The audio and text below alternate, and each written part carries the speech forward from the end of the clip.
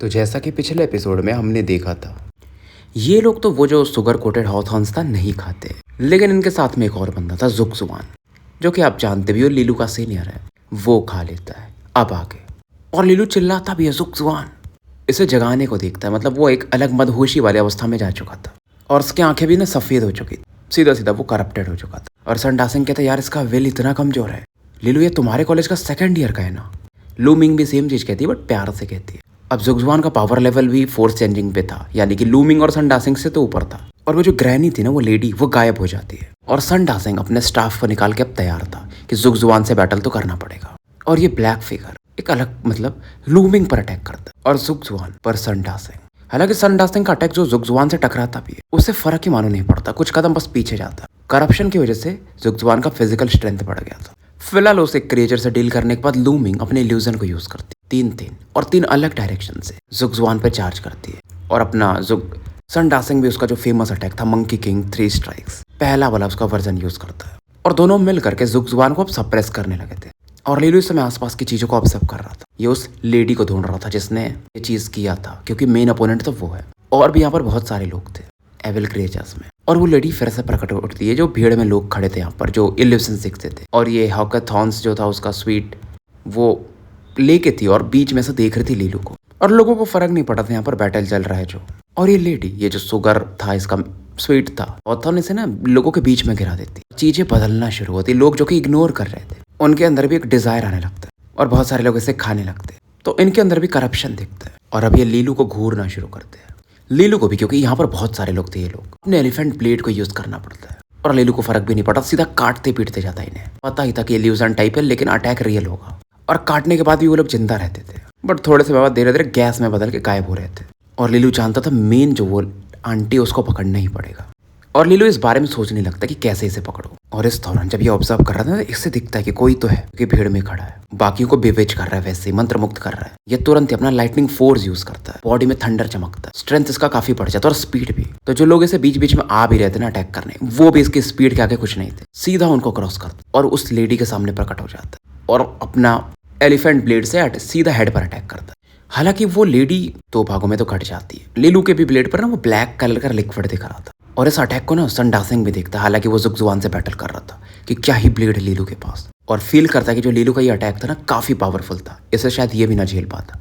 But इधर लीलू को थोड़ा सा अलग ही अनईजीनेस फील हो रहा था कि यार ये क्या है, ये दोबारा अटैक करता है। और लीलू पर ना ये करप्टेड लोग और ज्यादा बढ़ना शुरू हो जाते, एक साथ ऐसा घेरने लगते हैं, कूदा कूदी करने लगते हैं इसके ऊपर। और लीलू अपना स्लैश अटैक कर रहा था, इन्हें काटते जा रहा था, लेकिन ये सही तरीका नहीं था। इसे ढूंढना था वो लेडी कर क्या रही है, मतलब उसको काटने के बाद भी ये सब चीजें हो रही हैं। अब ये फिर से एक जगह पर फोकस करता है जहां ये चीज चल रहा था, मतलब एक औरा था जो कि लोगों को बेविच कर रहा था। लेकिन अब लीलू को धीरे धीरे समझ में आने लगता है, ये उनको भी बोलता है कि हम जितने को मारेंगे तो उतना ज्यादा करप्शन अपनी बॉडी पर भी आएगा। और जब लीलू ये बताता है, इसी समय ज़ुग्ज़ुआन इन दोनों पर अटैक कर देता है। लूमिंग बोलती फिर सॉल्यूशन ढूंढो, करना क्या है। क्योंकि देखो, अगर आप लोगों को बहुत ज्यादा मार रहे हो, ये जो इफेक्टेड लोग हैं, तो उसकी ऑरा आपके ऊपर आ रही है।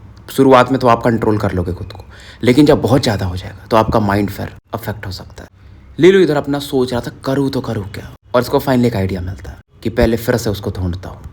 फिर से ये ढूंढता है और उस तरफ पड़ता है, सेम अपना थंडर पीला अवतार और एक्सप्लोसिव स्पीड के साथ। और इस बार इसके गले पर अटैक करता है। और जब गला जमीन को टच करता है ना, वो अपने आप उसमें से रस्सी निकलती है और धड़ में से रस्सी निकलती है, जो नीचे वाला हिस्सा है, दोनों जुड़ने लगते हैं, मतलब फिर से जुड़ जाता है बॉडी।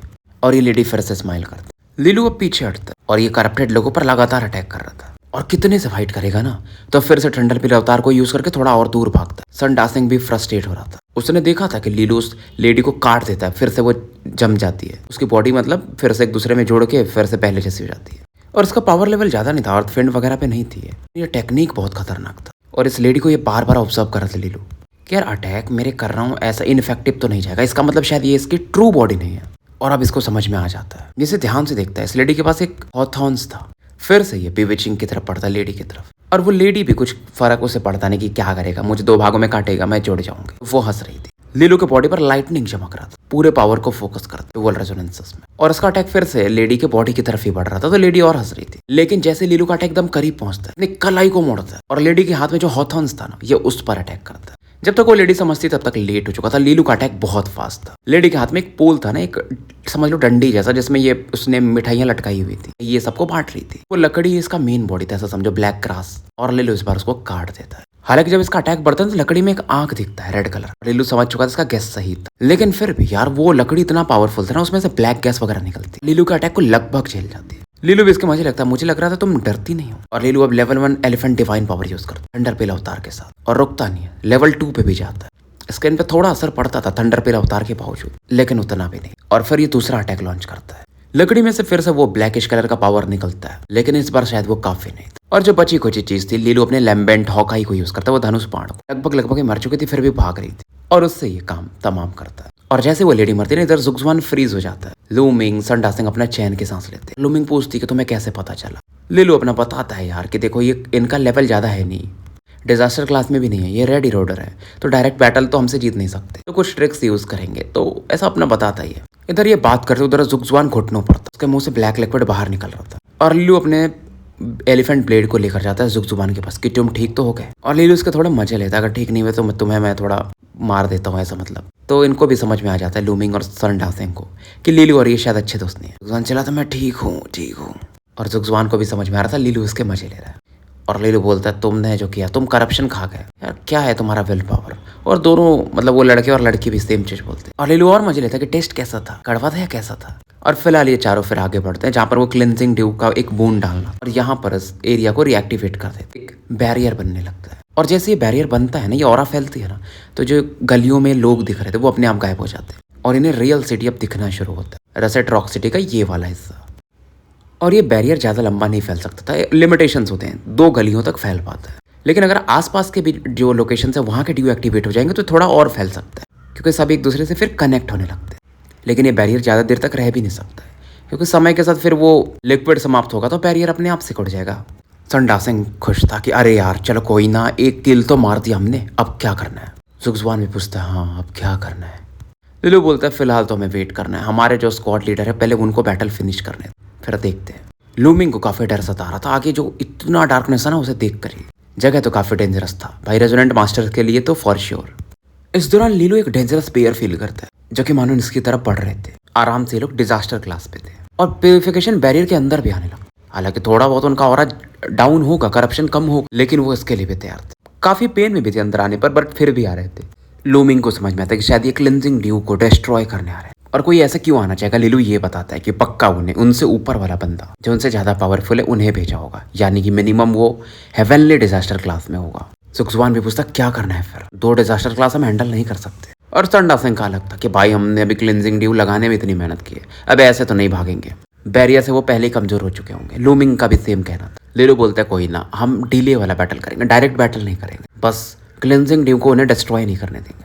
जुक्सवान थोड़ा दुखी था कि कोई इसकी बात नहीं सुन रहा, जबकि ये सेकंड ईयर का स्टूडेंट है। फिलहाल ये चारों मिल करके ना दूर से ही ये जो डिजास्टर क्लास वाले आ रहे थे उन पर अटैक करने लगते हैं। और दोनों ही जो डिजास्टर क्लास के एविल्स थे वो अलग ही जो शैतान अलग आवाज निकालते ना चीखने की, कुछ वैसा निकाल रहे थे। और अपनी स्पीड बढ़ा करके अब ये इन चारों की तरफ बढ़ते। जैसे ये ना झपट्टा मारने के लिए ऊपर बढ़ते, तभी ऊपर से आसमान से 2 कीले आते, लाइटनिंग पावर वाले, लाइट पावर वाले, जिसमें फायर मिक्स था। सीधा इनको मानो जमीन में गाड़ देते और धीरे धीरे ये धुंध में बदल जाते। मतलब 2-3 सेकंड में ये निपट चुके थे। फाइनली यहाँ पर एक स्लिम फिगर हमें दिखाई जाती है, जिसके अंदर एक अलग ही गॉडली लाइट था। बाल तो ऐसे थे मानो हवा में लहरा रहे थे, और अलग ही एक बेलो ट्री करके बोला जाता है जो वैसे। और लूमिंग तो एकदम अवाक थी। और लीलू समझ जाता है जियांग किंग आ चुकी है, कौन हो सकता है इनका और गार्जियन एंजल। और जियांग किंग बोलती चलो तुमने अच्छा काम किया तुम लोगों ने। लीलू बोलता है वो सब तो हमारे सीनियर जुक्सवान को थैंक्स हमें बोलना पड़ेगा, उन्हीं की वजह से हम ये कर पाए। जुक्सवान समझ रहा था इसके और मजे लिए जा रहे हैं। फिलहाल लूमिंग अब मतलब टॉपिक बदलती कि सीनियर जियांग बाकी स्क्वाड्स कैसा कर रहे हैं। किंग अपना एक्सप्लेन करती कि जल्दी ही वो लोग भी आते होंगे। और जियांग किंग ये सोच रही थी कि हेवनली डिजास्टर क्लास का वो एविल अभी तक क्यों अटैक नहीं किया हम पे, मतलब इन लोगों पर भी पहले भी तो अटैक कर सकता था वो, लीलू वगैरह पर जब वो फंसे हुए थे। बट कोई ना, काम तो हो गया। पांचों आगे बढ़ते। अब जियांग किंग के साथ में तो कोई इशू था ही नहीं। आधे घंटे बाद बाकी भी स्क्वाड्स अपने अपोनेंट्स फिनिश कर चुके थे, और जो एक लोकेशन सबने डिसाइड किया था ये वहां पर मिलते। तो इनका फर्स्ट स्टेप तो कंप्लीट हो चुका था। ऐसे करके इन्हें कई बार ऐसा करना पड़ेगा, आगे बढ़ना पड़ेगा बट के, फिर ही यहाँ के बैटल को ये जीत सकते थे। इधर ये लोग आगे बढ़ रहे थे और एक क्रिम्सन फिगर मतलब रेडिश फिगर ने ऊपर से कहीं से देख रहा था। बहुत सारे लेवल के इल्यूजन्स बनाए थे ना उसने, तो कोई इसे फील भी नहीं कर सकता था। और अब ये जो रसेट रॉक सिटी का हार्ट था, जो सेंटर था, वहां पर फोकस कर और हंसता है कि एकेडमिक फेडरेशन के प्यारे बच्चों, मैंने तुम लोगों को इतना अच्छा अवसर दिया है, उम्मीद है तुम लोग मुझे निराश नहीं करोगे। इधर ललन की टीम भी आ चुकी थी और कुछ लोग और प्रकट होते जैसे फर्स्ट प्रिंसेस, गोंग शेंजुन और फर्स्ट प्रिंसेस सबकी तारीफ करती कि सभी लोग अच्छा काम कर रहे हैं, खास करके जूनियर्स की जो रेजोनेंस मास्टर स्टेज पर थे। लेकिन बैटल आगे और कठिन ही है। सबको वैसे ये बात पता थी, बट ये मोटिवेट कर रही थी। और फिर ये लीलू के स्क्वाड की तारीफ करती कि तुम्हारे स्क्वाड ने सबसे पहले क्लिनजिंग ड्यू को लगाया था, तो उसी हिसाब से तुम्हें और कुछ ऐसे क्लिनजिंग ड्यू आगे करना पड़ेगा तुम्हारी टीम को आगे आकर के, और चीजें कठिन होने वाली है, तो सावधान रहना। क्योंकि अब ये लोग धीरे धीरे रसेट रॉक सिटी का जो डेप्थ एरिया था, कोर एरिया, उसकी तरफ बढ़ रहे थे। और आगे बढ़ने में यार दिन पूरे निकल जाते, एक दिन पकड़ लो, क्योंकि ये शहर काफी बड़ा था। और जुगजुआन भाई उसके बाद भी 2 बार करप्शन में जाता है। वो तो यहाँ पर पावरफुल लोग थे जो कि इसे फिर से ठीक कर देते और चेन्स वगैरह से बांध भी देते कि अब ये प्रॉब्लम ना करे। और अपनी ऑरा से ना एक बैरियर बना करके आगे बढ़ रहे थे ताकि इल्यूजन्स का ज्यादा फर्क ना पड़े। और आगे बढ़ते बढ़ते क्लिनजिंग ड्यू वगैरह यूज करते जा रहे थे। और बैटल तो लगातार हो ही रहा था, तो फर्स्ट प्रिंसेस भी काफी थक चुकी थी। और जियांग किंग इस दौरान बोलती है कि योर हाइनेस, मुझे लगता है हमें थोड़ा ब्रेक लेना चाहिए, लगातार बैटल चल रहे हैं, हम इंजर्ड भी हो रहे हैं। फर्स्ट प्रिंसेस कहती क्या तुम किंग एक चीज कर सकती हो, लाइट रिस्टोरेशन आर्ट यूज कर सकती हो। और बात ऐसा देखो, लाइट रेजोनेंट एनर्जी की वजह से ये लोग इतना जल्दी जल्दी आगे भी बढ़ रहे थे इल्यूजन्स को, क्योंकि जियांग किंग अपने लाइट रेजोनेंस से काट रही थी। एक जो बैरियर बना रहे थे उसमें मेन हाथ इसका ही था। और इनके कहने पर ये एक अपना टेक्निक यूज करती, टाइगर जनरल लेवल का resonance art, spiritual light rain. तो लाइट की बूंदें ना बारिश के समान हवा आसमान से गिरने लगती, जिसके ऊपर भी गिरती है ना, उसकी जो एनर्जी इंजरीज थी वो हील होना शुरू हो जाती है। और भाई क्योंकि 9th ग्रेड का लाइट रेजोनेंस था, तो ऐसा तो होना ही था। जॉब वैली वगैरह भी हैरान थे, अलग अलग कॉलेज के थे, लेकिन इस प्रकार की ऑरा इन्होंने कभी फील नहीं किया था, इतना रिफ्रेशिंग। शेंजुन भी तारीफ करते हैं कि जूनियर जियांग है तो हमें लिए बहुत फायदा है। और जियांग किंग भी कहते हैं सीनियर कॉन्ग आप थोड़े ज्यादा पोलाइट है। और लीलू इन लाइट रेजोनेंस एनर्जी को फील कर रहा था कि इस ऑरा के हिसाब से ये कुछ प्रोड्यूस नहीं कर सकता इस लेवल का प्योरिटी। और ये लोग अभी भी चिंतित थे कि यार हम धीरे धीरे डीपर एरिया में आ चुके हैं, लेकिन वो क्रेटर हेवनली डिजास्टर क्लास का एविल है कहाँ पर। और इन्हें समझ में आ रहा था कि वो जानबूझ करके चाहता है कि हम कोर एरिया में एंटर करें। लेकिन अब कुछ भी हो, अगर वहां पर उसका ट्रैप भी है तो हमें जाना तो पड़ेगा। फर्स्ट प्रिंसेस का यही मानना था। जियांग किंग इस पर कुछ बोलने ही वाली थी, तभी उसका एक्सप्रेशन बदल, वो कोर एरिया की तरफ देखती। एक अलग लेवल का करप्शन ये फील कर सकती थी। और इसी समय फर्स्ट प्रिंसेस, गोंग शेंजुन वगैरह भी उसी तरफ देखते, और बाकी भी जो पावरफुल लोग थे। और इस कोर एरिया से ना एक हमें पिलर दिखता है रेडिश कलर का। पिलर आप समझते हो, खंबा समझ लो, जैसा कुतुब मीनार अपना लंबा था वैसा कुछ। आसमान की तरफ एक रेड लाइट ऊपर की तरफ बढ़ने लगता, और उस पिलर के ना बीच में हमें ब्लडी टेल दिखाया जाता है, मतलब खूनी रंग का पूंछ जिसमें से अलग प्रेशर निकल रहा है। उसकी पूरी बॉडी तो अभी नहीं दिखती है यार, बहुत दूर तक। और हमें एक दूर में टावर दिखाया जाता है, इस पर वो क्रिम्सन वाला इंसान बैठा हुआ था जनरल, कि यार इस क्रिएचर को मैं थोड़ा और देर सप्रेस करना चाहता था, लेकिन इन बच्चों की वजह से मुझे इसे रिलीज करना पड़ रहा है। लेकिन कोई ना, अब तो असली शो शुरू होगा। और इस समय उस क्रिएचर को दिखाया जाता है जिसकी आंखें अलग ही खूनी लाल थी, पूंछ से भी इसका ब्लड गिर रहा था, और पूंछ पर ना ऐसे बहुत सारे रून्स मार्किंग बने हुए थे। फाइनली आंखें तो ये खोल चुका था, और इस समय काफी गुस्से में दिख रहा था। और इस ऑरा को फील करके ना ये तीनों चारों लोग जो भी पावरफुल थे इधर हैरान थे कि आराम से ये हेवनली रेजोनेंस लेवल का कल्टिवेटर होगा, यानी हेवनली पॉल स्टेज से भी ऊपर। इन लोगों के पास एक ही एडवांटेज है कि नंबर का है। और लालनान भी पहली बार सीरियस दिखता है, और बाकी स्क्वाड लीडर्स भी पूछ रहे थे हमारे पास कुछ प्लान है क्या। फर्स्ट प्रिंसेस भी कहती है हाँ यार कुछ तो सोचना पड़ेगा, देखो वो है हेवनली रेजोनेंट लेवल का, उसके अलावा भी तो बहुत सारे हैं जो डिजास्टर क्लास में, हेवनली डिजास्टर क्लास में, यानी कि अर्थ फिंड स्टेज मान सकते हो तुम। अब क्योंकि जियांग किंग इनके साथ बैटल करने वाली थी तो वो फिंड फिनिशर टायर पे, यानी कि अर्थ फिंड का पीक या जो भी बोल लो, लेकिन वो हेवनली पॉल कल्टिवेटर को मैच कर पाती थी क्योंकि उसके पास 9th ग्रेड का लाइट रेजोनेंस था। अब फर्स्ट प्रिंसेस लीलू वगैरह की तरफ देखती है और सेकंड ईयर स्टूडेंट्स की तरफ कि तुम लोगों का इंपॉर्टेंट मिशन है, क्योंकि हम इस ग्रेटर हेवनली डिजास्टर क्लास को संभाल रहे होंगे। तुम लोगों को बाकी जो क्लेंजिंग ड्यू का लोकेशन है वहां पर ड्यू को लगाना है ताकि इल्यूजन कम हो जाए और ये लोग सप्रेस होने लगे। और इंपॉर्टेंट काम है तो इसमें कुछ आनाकानी नहीं होना चाहिए और सीरियस रहना। तो बात उत्ते इनका हो चुका था, तभी यहाँ पर ना बात चल भी रहा था, तब एक एक्सप्लोजन होता है रेड लाइट के जैसा, और इन्हें फाइनली वो ब्लडी टेल इनकी तरफ आते हुए दिखाई देता है। ऐसा पूंछ मारता है ना अपने पूंछ से कोई भी क्रिएचर, वैसा। जियांग किंग के बाकी लोगों को समझाती है कि दिल को शांत रखो, नहीं तो तुम इसे देखकर ही अगर डर जाओगे तो फिर बैटल क्या ही करोगे। और वो क्रिएचर ना अलग ही एविल हंसी भी हंस रहा था, क्योंकि क्रिएचर जो था वो थी मतलब लड़की थी, चेहरा लड़की का था और अलग ही भयानक आवाजें निकाल रही थी। इससे आप ब्लड टेल्ड मतलब डीमन या जो भी बोल सकते हो। और बाकी लोगों के ऑरा पर जो प्रेशर आ रहा था ना उसे 4th ईयर के स्टूडेंट काउंटर कर रहे थे। और उसके बाद ना इस क्रिएचर के डेमन टेल के पूंछ में से 8 चेनें निकलती थी, क्योंकि टोटल यहाँ पर 8 लीडर्स थे और ये उनकी तरफ पड़ती। लान भी चिल्लाता है कि यार हमें इसे हेड ऑन ही बैटल करना पड़ेगा। सभी अपना ऑरा रिलीज करते, एक तरह से आप बोल सकते हो कि मिक्स लेवल कॉम्पिटिशन का फाइनल यहाँ पे शुरू हो चुका था। और ये बैटल अलग लेवल पे था, इतना तो इन लोगों ने भी नहीं सोचा था। और इस चेन्स को काउंटर करने के लिए, क्योंकि ये जो क्रिएचर था इनसे पावर लेवल में ऊपर, तो इन्हें अपना पूरा देना पड़ रहा था।